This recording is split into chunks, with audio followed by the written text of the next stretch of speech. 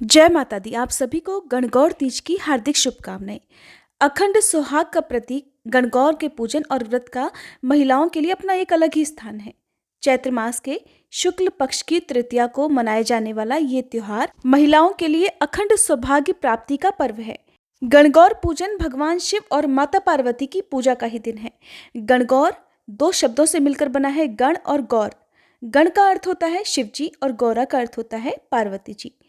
धर्म ग्रंथों के अनुसार पर्वतराज हिमालय की पुत्री देवी पार्वती ने भी अखंड सौभाग्य की कामना से एक बड़ी कठिन तपस्या की थी और उसी तप के पुण्य से भगवान शिव को उन्होंने पति रूप में प्राप्त किया। इस दिन भगवान शिव ने माता पार्वती को तथा पार्वती जी ने सभी स्त्री जाति को अखंड सौभाग्य का वरदान दिया था। मान्यता है कि तभी से इस व्रत को रखने की परंपरा प्रारंभ हुई। विवाह के योग्य कन्याएं भगवान शिव जैसे भावी पति को पाने के लिए गणगौर पूजन किया करती हैं और सुहागिन महिलाएं अपने पति की दीर्घायु और मंगल कामना के लिए ईसर गौर का पूजन करती हैं। इस दिन कन्याएं और सुहागिन महिलाएं सुबह सज धज कर बाग बगीचों से ताजा जल लोटों में भरकर उसमें हरी दूब और फूल सजाकर सिर पर रखकर गणगौर के गीत गाती हुई घर पर आती हैं। फिर बाद में शुद्ध मिट्टी से शिवजी स्वरूप ईसर और पार्वती जी स्वरूप गौर की प्रतिमा बनाकर स्थापित करती हैं। गणगौर को सुंदर वस्त्र पहनाकर रोली, मौली, हल्दी, काजल, मेहंदी आदि सुहाग की चीजों से गीत गाकर पूजन किया जाता है। दीवार पर 16-16 बिंदियां रोली, मेहंदी और काजल की लगाई जाती हैं। थाली में जल, दूध, दही, हल्दी, कुमकुम घोलकर सुहाग जल तैयार किया जाता है। फिर दोनों हाथों में दूब लेकर इस जल से पहले गणगौर को छींटे लगाकर फिर महिलाएं अपने ऊपर सुहाग के प्रतीक के रूप में इस जल को छिड़का करती हैं। सबसे अंत में मीठे गुने या फिर चूरमे का भोग लगाकर गणगौर माता की कहानी सुनी जाती है।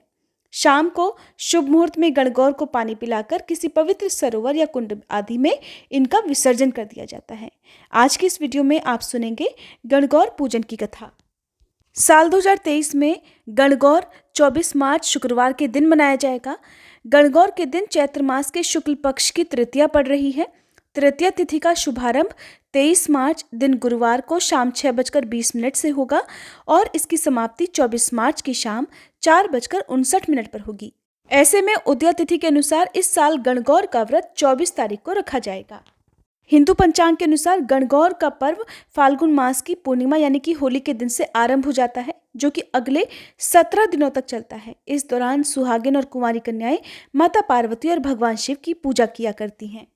अब सुनिए गणगौर व्रत की कथा। पौराणिक कथा के अनुसार चैत्र का महीना आया तो देवी पार्वती को भाभी के उचरने के लिए पीहर जाना था। तो महादेव जी बोले कि हम भी तुम्हारे साथ चलेंगे। तब महादेव और देवी पार्वती नंदी को साथ लेकर निकले। महादेव जी नंदी पर बैठे और देवी पार्वती पैदल चलने लगी। तो लोग कहने लगे, देखो आदमी तो सवारी पर बैठा है और औरत को पैदल चला रहा है। महादेव जी अब नीचे उतरे और देवी पार्वती को नंदी पर बैठाया। थोड़ी दूर चले तो आगे चलकर कुछ लोग कहने लगे, देखो औरत सवारी पर बैठी और पति बेचारा पैदल चल रहा है।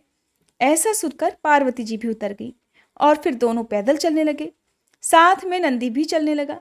अब लोग बोले, देखो वाहन होते हुए भी दोनों पैदल चले जा रहे हैं। तो ईसर गौरांदे दोनों नंदी पर जा बैठे, यानी कि भगवान शिव और माँ पार्वती दोनों नंदी पर बैठ गए। जब दोनों ही बैठ गए तो लोग बोले, देखो छोटे से जीव पर दोनों जने बैठे हुए हैं। पार्वती बोली, हे भगवान, ये दुनिया कैसी है? नंदी पर ना तो बैठने दे रही है और पैदल चलने भी नहीं दे रही है।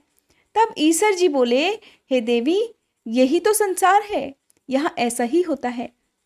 आगे गए तो एक गाय उठती बैठती बड़ी तड़पती हुई मिली। देवी पार्वती पूछने लगी, हे भगवान, ये गाय कष्ट में क्यों है? तो ईसर जी बोले, इस गाय को बछड़ा होने वाला है। तो देवी पार्वती कहने लगी, एक बच्चे के लिए इतना कष्ट? ऐसा कष्ट तो मुझसे कभी सहन नहीं होगा। महादेव जी, मुझे गांठ दे दो। ईसर जी बोले, आगे चलो।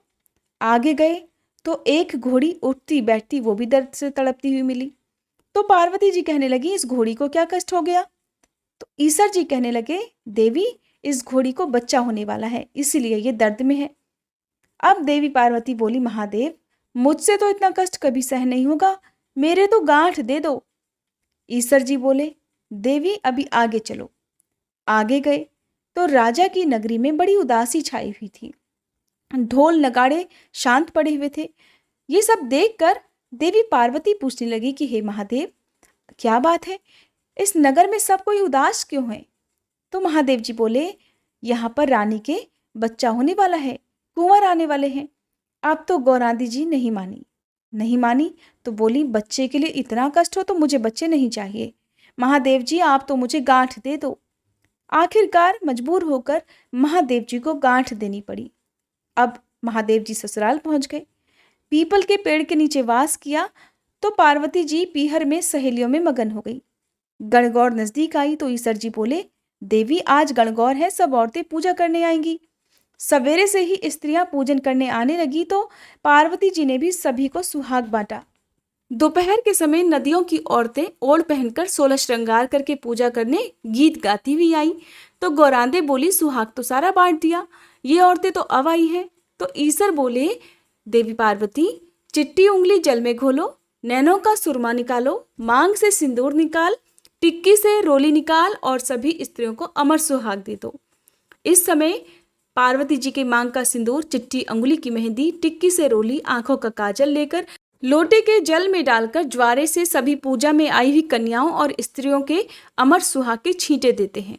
गौरांदे ने ईसर जी के कहे अनुसार सभी को अमर सुहाग दिया। अब ईसर गौरांदी जी घर आए तो ईसर जी जीमने बैठे, जितना बनाया सब जीम गए। अब गौरांदे जी जीमने लगी तो माँ बोली, बेटी मैं थोड़ा और भोजन बना लेती हूँ। तो बेटी कहने लगी, माँ मैं तो बेटी हूँ, कुछ भी खा लूंगी। और गौरांदे जी ने जला हुआ बाटिया और बथुआ की पीढ़ी खाकर लोटा भर पानी पी लिया। माँ ने उन्हें सीख दी, बेटा पीहर की बात पीहर में और ससुराल की बात ससुराल में ही रहनी चाहिए। अब बातों ही बातों में महादेव जी ने पार्वती जी से पूछा कि पार्वती जी आपने क्या खाया? तो पार्वती जी ने कह दिया, महादेव जी जो आपने खाया वही मैंने भी खाया। क्योंकि माँ ने सीख दी थी इसलिए देवी पार्वती ने उन्हें वही बताया जो माँ ने कहा था। वहां से निकलकर ईसर गौर जी पीपल के नीचे आ गए। ठंडी छांव में थकी हुई पार्वती जी को भी नींद आ गई। तब ईसर जी ने पार्वती जी के पेट की ढकनी खोलकर देखा तो जला हुआ बाटिया और बथुआ की पींटी और थोड़े से पानी के साथ वहां पड़ी हुई थी। ईसर जी ने ढकनी वापस रख दी। पार्वती जी जब जागी तो ईसर जी ने पूछा, गौरा क्या क्या जीमा? तो गौरा कहने लगी, ईसर जी जो आपने जीमा वही तो हमने जीमा था। तो ईसर जी कहने लगे, देवी सच सच बोलो। तो गौरांदे कहने लगी, रसोई में माँ भेद थोड़ी करेगी, जो आपको दिया वही मुझे भी दिया। तब ईसर जी बोले, देखो गौरांदे तुम्हारे पेट में तो मैंने जला हुआ बाटिया और बथुआ की पींडी के साथ साथ थोड़ा सा जल भी देखा। गौरांदे को जब ये पता चला तो बड़ी नाराज हुई। गौरांदे माँ पार्वती जी को कहते हैं, बड़ी नाराज हुई, कहने लगी, देखो भगवान आज तो आपने मेरे पेट की ढकनी खोल ली, ऐसा जगत में फिर कभी मत करना। पीहर की बात ससुराल और ससुराल की बात पीहर में कभी नहीं कहनी चाहिए। पार्वती जी इतना बोली और ईसर गौरांदे जी वापस कैलाश पर्वत के लिए रवाना हो गए। आगे देखा तो राजा के यहाँ शहनाइयाँ बज रही थी, लोग खुशियां मना रहे थे। रानी बहुत खुश थी।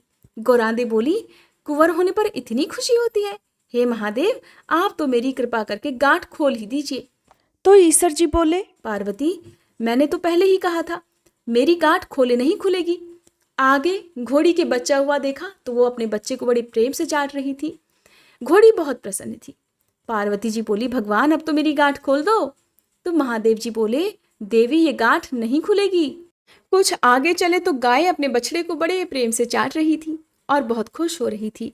उस गाय की मालकिन भी बहुत खुश थी। पार्वती जी सोचने लगी, अगर जानवरों को बच्चों के प्रति इतना प्रेम है, इतनी उमंग है, तो फिर मानव की तो बात ही क्या होगी। और ईसर जी से कहने लगी, हे भगवान मेरी गांठ खोलो, नहीं तो मैं अब एक कदम भी आगे नहीं चलूंगी। तब ईसर जी बोले, अब कुछ नहीं हो सकता, मैंने गांठ लगा दी सो लगा दी। थोड़े दिन बीतने के बाद पार्वती जी ने अपने शरीर पर लगाए हुए उपटन से एक पिंड बनाया और उसमें प्राण फूंक दिए। उस बालक को रखवाली पर छोड़कर पार्वती जी स्नान करने चली गई। कुछ देर बाद भगवान आए, द्वार पर एक बालक को खड़ा हुआ देखा तो अंदर जाने लगे, लेकिन बालक ने उन्हें अंदर नहीं जाने दिया। तब भगवान पूछने लगे, रे बालक तू है कौन? बालक बोला, मैं पार्वती का पुत्र हूँ। अब भगवान सोचने लगे, ये पुत्र आखिरकार कहाँ से आ गया, हमारा तो कोई पुत्र ही नहीं है। और क्रोध के मारे उस त्रिशूल से उन्होंने बालक का गला काट दिया। माँ पार्वती आई, देखा तो बोली, भगवान ये आपने क्या कर दिया, मेरे पुत्र को अभी वापस जीवित करो।